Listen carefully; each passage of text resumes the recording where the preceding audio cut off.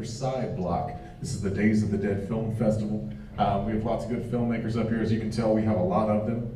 We don't have a whole lot of time, so we're going to do a couple questions apiece, and then normally they'll be hanging out outside, and if you want to talk more to them, we'll have that opportunity. The first thing I'm going to do is open it up. I'm going to have you all just kind of go down the line, introduce yourselves, what project you're with, and let me switch this mic for someone else's for a minute. I think it's too close.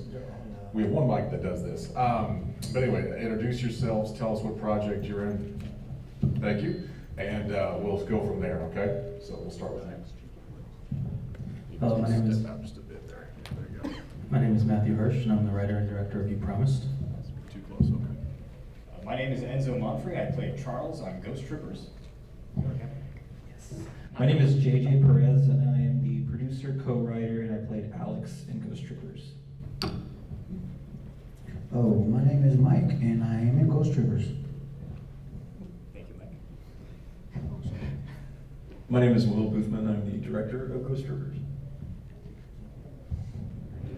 Ken Lawrence. I'm the writer, director of No Signature Required. Laura McQuay, writer-director, Black Tea. I'm Brian Alexander. I was the writer and director for In the Dead of Night. Hey, I'm Josh Walquist. I was the director of photography for In the Dead of Night. Okay. I want to start out with You Promised. What was your main inspiration for mixing a crime drama with the paranormal? So the idea originally came up with, I just wanted to have like a paranormal story inside of a house when someone's on house arrest so they can't leave. And I figured, crime's the perfect way to get caught up on house arrest and kind of just built from there. Because it's kind of like a good low budget idea. And yeah, so that's Next, we're going to go to Ghost Trippers for a while. We've had you guys around. You're definitely becoming familiar faces. I've been trying to keep count, but I haven't been very good at it. Exactly how many festivals now is this capping off? This is our 43rd film festival since February of this past, or 2022. It might be the last one too, so we do have survey cards. We want to get your feedback, and if you turn them in, we're giving away free shit, so, yeah. Is there more after this one, or is this your very last one? So far, it's the last one. I mean, we'll be up, we're totally in for more screenings if there is. But Amazing. for Okay. now, this is it. Up for Best Ensemble Cast? Yes. Can you talk a little bit about the dynamic of that, how that feels, and what that was like to work with all these guys? I feel really proud of that because I love our cast. Will and I were actually working on a feature film before this, and we had to set that aside because of COVID and other reasons, kind of got delayed. So we decided to make this on the side, and it ended up being something bigger. But anyway, I casted the Ghost Trippers from his feature film. I kind of stole the actors from him. Recycled them, sorry. So I personally think that they're all really great. I'm really happy that we got that nomination. It means a lot. So. Okay. We're also shooting for a feature, right? Eventually? Well, we want this to be a series. Okay. It's a 6-episode series that we're just trying to promote. And if the offer was on the table to shorten it into a feature, sure, we're in for that too. So Awesome. Okay. I want to jump over to No Signature Required. Okay. I don't think we can talk about that film without getting into the special effects. That's what everybody was raving about. Audience, team members, everybody was just so into that. And I don't know a lot about it, to be honest with you, when it comes to the effects, but I want to know, as far as your special effects, as far as practical and digital, what did it take to make that film come alive? Well, the kind of the face disappearing aspect of it was a combination of practical and digital. So there was a prosthetic, but we kind of had to leave a mouth area because we couldn't kill the actress. So that had to be covered up digitally. And we also just kind of cleaned up some things digitally, but I think the combination of the practical and the practical kind of gave it some weight in reality, and then the digital just, cleaned it up. I like that word weight. Yeah. Because that's what it felt like to me. And like I said, I couldn't tell you how many people were raving about those effects.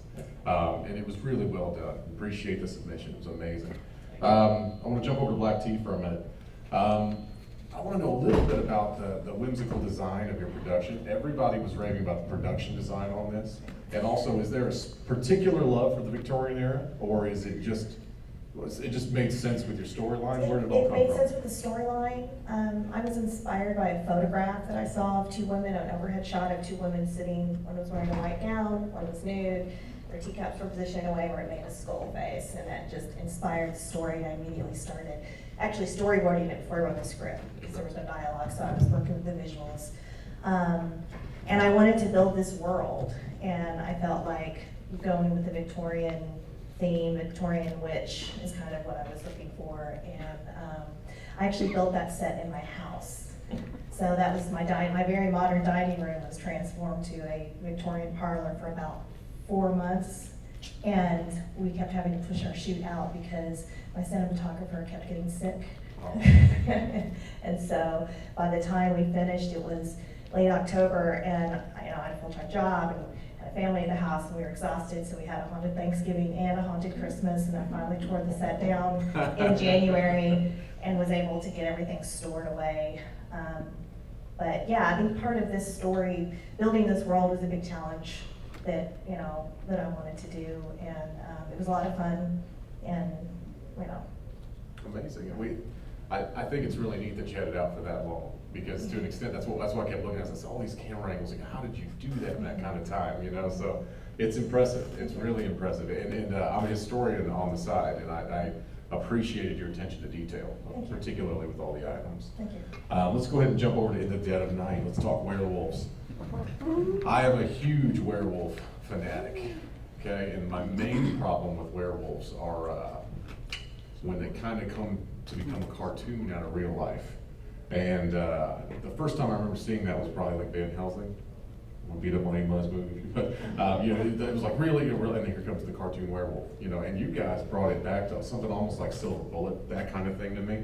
If you guys remember those kind of films, and I love the fact that you had that realistic looking werewolf. So you want to talk a little bit about the process and really anything about your film you want to put in, but. So that entire project kind of started in the middle of lockdowns, and our special effects guy, Josh Jones, who is unable to be here unfortunately, but he basically just said, "You guys want to make a werewolf movie?" And we're just like, "Yeah, all right, let's do it." And The Howling, American Werewolf in London, we wanted to try to do like a full American Werewolf in London thing, but we just weren't able to practicality of budget and whatnot. But I was shocked when I first saw the completed costume because it looked so good for really not a lot of money, and I'm very pleased how it turned out on camera. Speaking of camera. Well, I was going to say, my friend Brian here is an incredibly humble man. Him and Josh put an immense amount of work into that. That was a hand-sculpted mask. All the hairs were individually put in by hand. Hours and hours were spent on that. And I think Brian did an amazing job bringing it to life in the story and with the characters and everything. And Yeah. We all thoroughly enjoyed it. Thank you. Everybody that I meet at these conventions are typically monster freaks, and the werewolf, anything with a real life werewolf looking like that is gonna grab our attention, so I appreciate it. We're cutting short on time, so what I'm gonna do is, I'm gonna give everybody the mic one more time, and if there's anything you're working on right now that you wanna plug, anything social media wise, if you're just doing something cool, go ahead and get it out there, and if you guys wanna talk more to them, they'll probably stand outside or right outside these doors, okay? Yes, so my latest project is called Nightmare at Precinct 84. It's a full-length feature film anthology featuring a bunch of horror legends like Bill Moseley, Jenna Cannell from Terrifier, working with the Tremendum guys who were responsible for The Gallows Part 1 and Part 2. So that's coming up very soon, and if you to follow me and updates on that, it's at Matthew Hirsch Films, HERSH.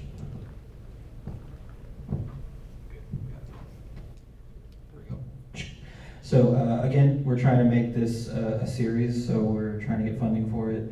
But we do have a Facebook and Instagram to follow. It's just Ghost Trippers. So, yeah, give it a follow, you'll see all the updates and stuff like that. And again, don't leave without getting a survey card, fill it out real quick, and then we're giving away free shit. We got Days of the Dead merch, and we got like Ghostface autographs, stuff like that to give away, so, yeah. All right. Oh, real quick, real quick. 7 p.m., there's an award show for the film festival. This guy is a stand-up. 5:30. 5:30, there's an award show. This guy's a stand-up comedian. He's going to be opening the award show. So, You don't want to miss that. yeah, for sure. Well, I was gonna pitch that shit, but he already did it for me, so. Yeah, but, Give me my so, $5, please. So, you can follow me, Michael Mike is my stage name, underscore with the, It's okay, it's just a balloon, Michael Mike, and underscore is the IG. Yeah, thank you. And just again, this is our last festival, it's number 43, we have a pretty good idea of what people think of the movie, but we love details, so tell us what sucks, tell us what rocks. And at 5 o'clock, put your name and cell phone, email, some way to contact you, and at 5 o'clock, we'll be giving away those prizes. So, yeah, I'm Ken Morris, Death Whistle Films. If you just go to deathwhistlefilms.com, you can go to all the other social crap from there. We're working on a new film with the same team, that's no signature, so you can go there and find all the hoopla about that.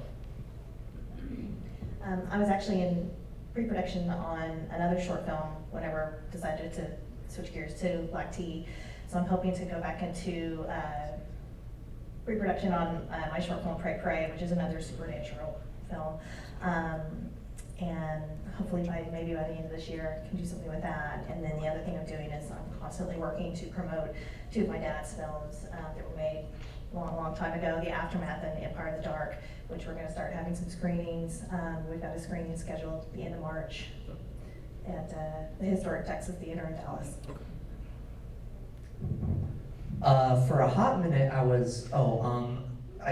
I guess my socials are Brian Alexander Director at like Instagram and Facebook, but for a hot minute, I was considering trying to incorporate the werewolf film into a sort of anthology, and I only ever completed 2 other shorts outside of that one, so it never really materialized, but I am kind of working on my own Ultraman fan project, and unfortunately the mask I had printed doesn't fit this guy, so I'm gonna have to find someone else to be in the costume. So, yeah, that's pretty much it. Yeah, so our team, we make a lot of stuff. If you check us out at Saturn Hex Media on YouTube, we have a wonderful little dark comedy web series up there that might be right down some of y'all's alleys. This man is front and center on camera too, so I'm sure that's why he didn't mention it. And then we're working on a short film right now, Popsicle Juice, which is a bit more of a family drama rather than horror, but that one's off to the composers, so we're waiting a bit on that. But yeah. All right, I appreciate it. I'm Duke Shoulders. That's the end of this Q&A. Please stick around. We have lots more films to come, more stuff tonight, more stuff this weekend. Thank you so much.